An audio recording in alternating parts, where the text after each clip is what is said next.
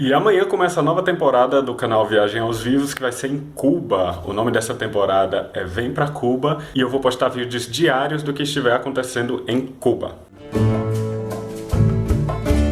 Então, pelo que a gente leu, aparentemente para você conseguir um visto em Cuba, você só precisa comprar esse visto a partir da companhia aérea que você vai tomar para ir para Cuba. Lá eles vão fazer todo o processo de entrada, te perguntar algumas coisas e daí eles podem decidir te aceitar ou não. Mas eu acho que geralmente eles aceitam, então vamos confiar nessa. E daí que também é preciso uma vacinação contra a febre amarela. Então você tem que tirar a carteirinha de comprovação de vacinação internacional e ter a vacinação contra a febre amarela, caso você seja de algum país que tenha febre amarela e tal.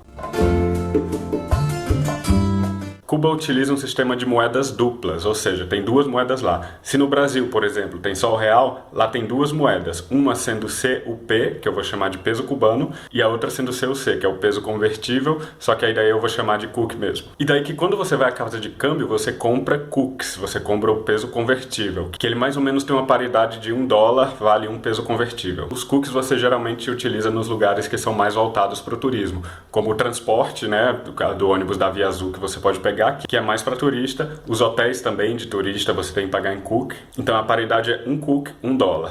Só que também tem o peso cubano, que daí é um CUC custa 24 pesos cubanos, 25, 24 pesos cubanos. Daí que você pode trocar o CUC pelo peso cubano na casa de câmbio também e usar o peso cubano nos restaurantes que são locais, nos transportes locais, assim. E daí, aparentemente, as coisas ficam bem mais baratas. E outra coisa, devido ao bloqueio americano, que ainda está em vigor, talvez você tenha problema com o seu cartão de crédito. Porque se o seu cartão de crédito tiver qualquer ligação com os Estados Unidos, ele não vai ser aceito, ele vai ser bloqueado. E na hora de sacar dinheiro você pode ter esse problema e ficar completamente sem dinheiro em Cuba. Por isso, eu e o Rafael, a gente vai levar em dinheiro vivo. Só que esse dinheiro vivo a gente não vai levar em dólar, porque dólar lá, quando você vai na casa de câmbio, eles te cobram um percentual, te cobram uma taxa, somente sobre o dólar.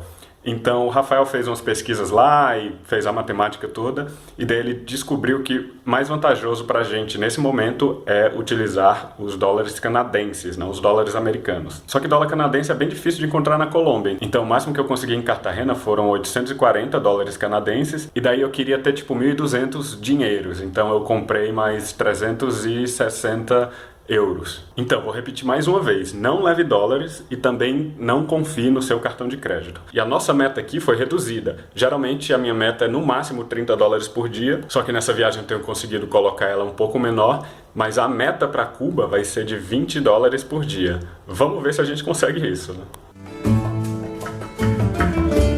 E daí que os lugares que a gente decidiu visitar em Cuba são Havana, Vinhales, Cienfuegos, Trinidad, Santiago de Cuba, Baracoa, Morón, Remédios, Santa Clara, Cárdenas, Varadeiro e terminar essa viagem em Havana, que daí a gente pega o voo para sair de Cuba. E então é isso aí, a partir de amanhã eu vou começar a lançar os vídeos diários de Cuba. E daí que eu aposto que muita gente tem curiosidade de como é Cuba realmente, acha que é caro viajar por lá e tal. Então segue aí o canal e vem pra Cuba comigo.